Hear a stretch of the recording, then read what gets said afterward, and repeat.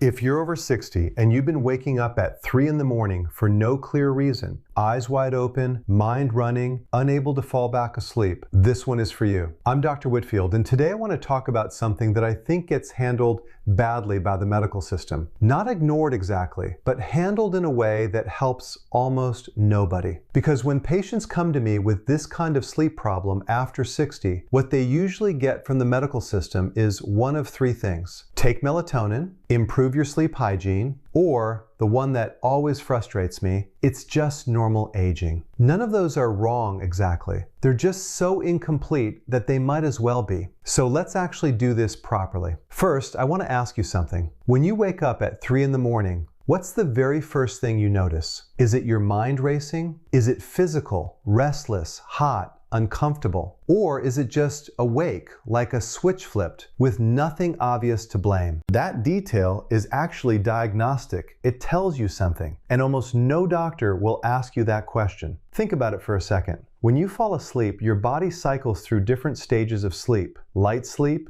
deep sleep, REM. Waking up at 3 a.m. specifically, not 11, not 5, not 6, usually corresponds to the moment your body is supposed to be transitioning from a deep sleep cycle into a lighter one. In a healthy nervous system, that transition happens smoothly and you don't even notice. But when something's off, that transition is the moment you snap awake, and the snap doesn't undo. Most people I see have been told that's just how sleep gets after a certain age. I want to push back on that because it's only partly true. Yes, sleep architecture changes with age. The proportion of deep sleep gets smaller. Nighttime awakenings become more common. That's biology. But what's not inevitable is feeling exhausted every day. Lying awake for 2 hours, unable to fall back asleep. Waking up tired no matter how long you were in bed. Those are signals, not just normal aging, and one of the most overlooked signals is your mineral status, specifically magnesium. Now I know what some of you are thinking. Magnesium, yeah, my doctor said I should try it. I tried it, it didn't work. If that's you, stay with me, because the most common reason people try magnesium and see no results is that they're taking the wrong form of it, and nobody told them. I had a patient, woman in her late 60s, sharp as a tack, the kind of person who reads medical research before her own appointments. She came to me convinced she had given up on sleeping through the night. 3 years of waking up at 3, sometimes 2, sometimes 1. She had tried melatonin, she had tried CBD, she had tried magnesium, the bottle from the pharmacy that her doctor said couldn't hurt. None of it touched her sleep. And not once had anyone actually evaluated her magnesium status or explained that the form on her shelf was probably the worst form she could have picked. Let me tell you what's actually going on, because it's not complicated, but you have to understand it. Magnesium is involved in over 300 biochemical reactions in your body. For sleep specifically, 3 of those matter the most. First, magnesium acts like a brake on the part of your brain that keeps you alert. There are receptors called NMDA receptors that fire when your brain is supposed to be in wake mode. When magnesium levels are sufficient, those receptors are appropriately suppressed at night. When magnesium is low, those receptors fire too easily, meaning your brain has a harder time staying asleep, especially during transitions between sleep stages. Hello, 3 a.m. Second, magnesium supports the action of GABA, your brain's main calming neurotransmitter. GABA is the chemistry behind almost every prescription sleep medication, from benzodiazepines to the so-called Z drugs. Magnesium does a related job naturally by helping GABA bind more effectively. Low magnesium, weak GABA signaling, restless brain. Third, and this is the one almost nobody talks about, magnesium is required for your body to convert tryptophan into serotonin, and serotonin into melatonin. So if your doctor told you to take melatonin and it isn't really helping, this is part of why. You can't fix the downstream hormone problem if the upstream raw material is missing. You're trying to spackle a wall that's losing structure. The Schwalfenberg and Genuis review in the journal Scientifica back in 2017 put it bluntly. Magnesium deficiency is one of the most common and most under-recognized contributors to sleep disturbance in older adults. The Boyle Systematic Review the same year reached a similar conclusion regarding stress and arousal regulation. This isn't fringe research. This isn't a supplement company's pamphlet. This is published in the medical literature. And the National Institutes of Health Office of Dietary Supplements has been telling us for years that older Americans, on average, don't get enough magnesium from diet.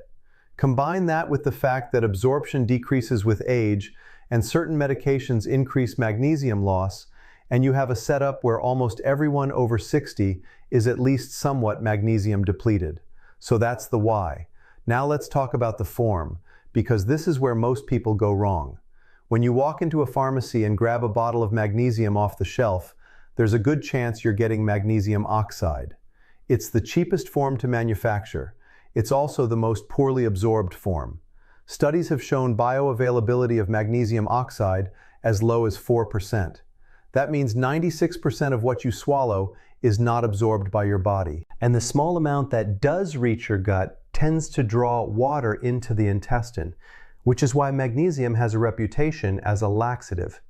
That's not what we want for sleep.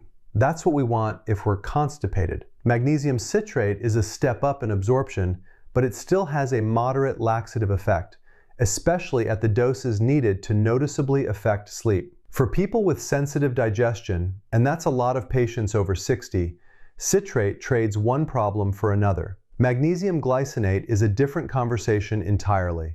Glycinate refers to magnesium that has been bound to the amino acid glycine. And this matters for two reasons that I think nobody explains properly. First, the binding makes the magnesium far more bioavailable. It moves through the digestive tract gently, absorbs efficiently, and almost never causes the laxative side effect. Most people who couldn't tolerate other forms of magnesium tolerate glycinate without issue. Second, and this is the part most doctors miss, glycine itself is a calming amino acid, not a sedative, not a drug. A natural calming neurotransmitter that the central nervous system uses to regulate arousal. Yamadera and colleagues published research in Sleep in Biological Rhythms showing that glycine taken before bed appears to improve subjective sleep quality and reduce daytime fatigue. So when you take magnesium glycinate, you're not just taking magnesium.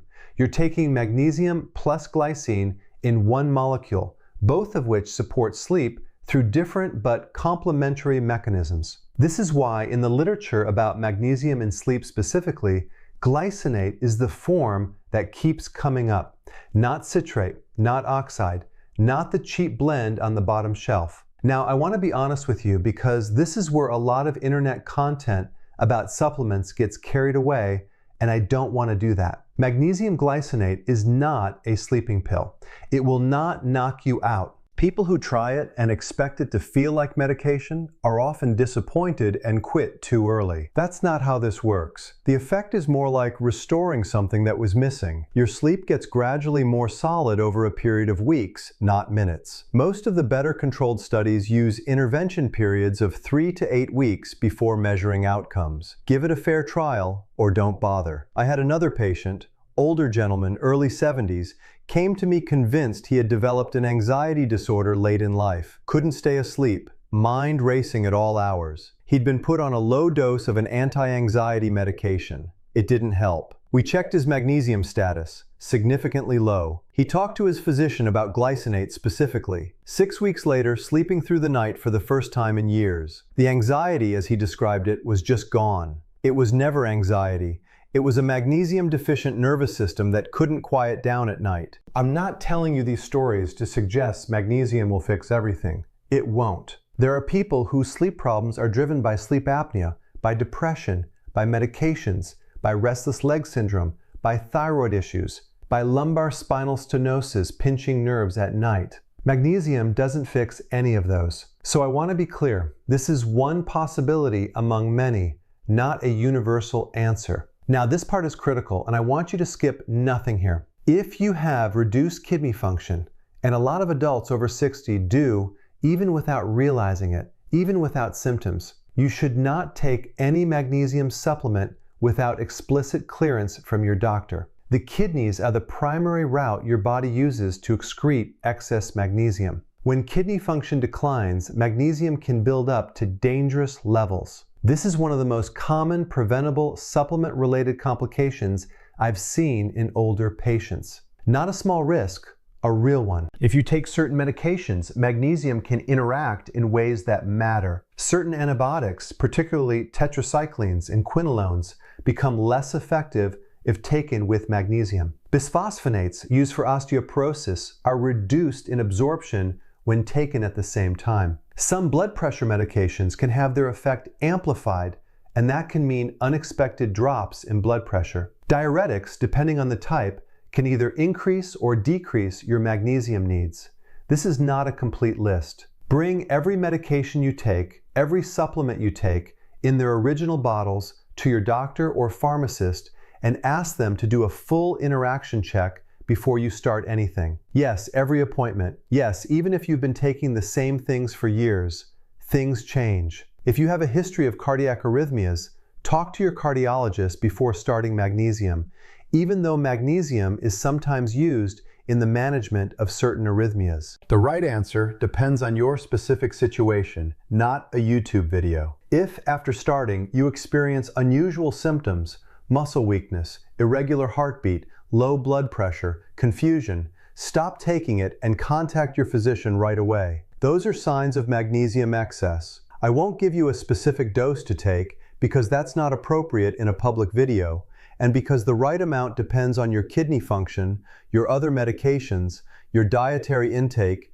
your specific situation. The studies in the literature use ranges, and your doctor can help you find what's appropriate for you. Now, suppose you've talked to your doctor and they've said, yes, this is a reasonable thing to try. How do you actually know if it's working? Here's what I tell my patients. Before you start, spend 1 week tracking 3 things every morning. How long it took you to fall asleep last night. How many times you remember waking up. And on a scale of 1 to 10, how rested you feel right now before any coffee. That's your baseline.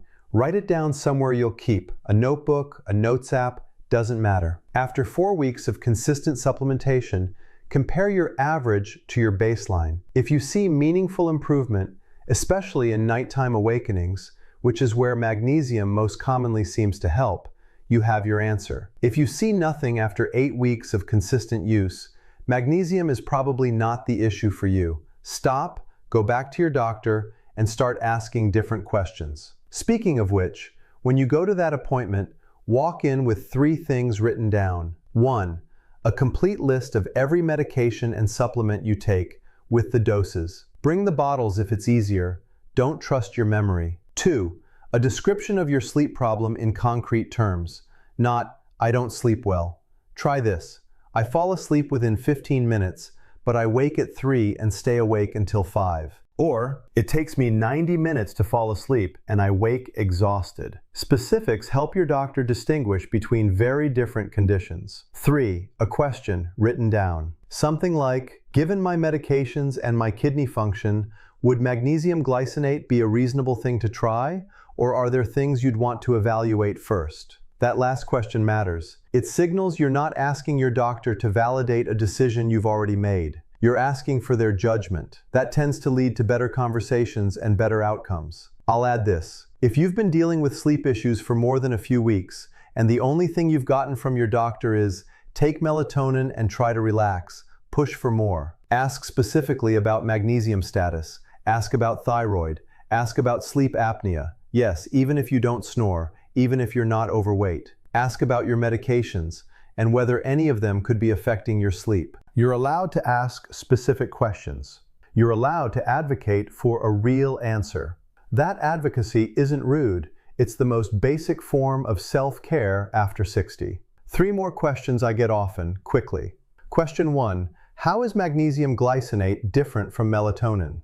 Melatonin is a hormone that signals night to your body. Magnesium is a mineral that supports the entire infrastructure your body uses to make and respond to melatonin in the first place. They're not in competition. Melatonin can have a place, particularly for jet lag or for delayed sleep phase syndrome, but melatonin alone, in older adults, often disappoints. The mineral foundation underneath has to be there. Question 2. Can I just get magnesium from food? In theory, yes. Foods rich in magnesium include leafy greens, almonds, pumpkin seeds, dark chocolate, avocados, black beans, whole grains. In practice, Many older adults eat less of these foods than they used to, absorb magnesium less efficiently, and lose more through medications like diuretics. Whether food alone covers your needs depends on your particular situation. That's a conversation with your doctor. Question 3. How long until I notice effects? In the published research, most reported improvements show up between 2 and 6 weeks of consistent use. If you're seeing nothing at 6 weeks, magnesium probably isn't your answer, and it's time for a different conversation. Don't keep taking something that isn't working. I want to close on this. I see a lot of patients who have decided that waking up at 3 in the morning is just part of getting older. They've made peace with it. They've started going to bed earlier because they know they'll be up at 3 anyway. They've stopped expecting to feel rested. And I understand that impulse. When something has been there long enough, you start to accommodate it instead of questioning it. But I want to push back gently. The kind of sleep that leaves you feeling exhausted in your 60s, in your 70s, in your 80s, that is not just normal aging. That is your body telling you something is off. And one of the most overlooked things it might be telling you is that you are missing a basic mineral your nervous system needs to do its job at night. Not all the time, not for everyone, but often enough that it deserves a real conversation with your doctor. Your sleep is worth understanding. It's not something you have to accept. If this was useful to you, if you recognize yourself somewhere in this, I'd really appreciate it if you subscribed. Not for the numbers, just because this is the kind of breakdown I'm going to keep making. And if it's helpful, I want it to reach more people who need it. If you have questions, leave them in the comments. I read them. Not always fast, but I read them. Take care of yourself. I'm Dr. Whitfield, and I'll see you in the next one. This video is for educational and informational purposes only and does not replace professional medical advice. The presenter is an AI avatar, and content is reviewed for general accuracy, but cannot replace consultation with a qualified healthcare professional. Always consult your physician regarding any medical condition or symptoms you may be experiencing. Magnesium can interact with several common medications and is not appropriate for everyone, particularly those with reduced kidney function. Always check with your doctor or pharmacist before starting any supplement.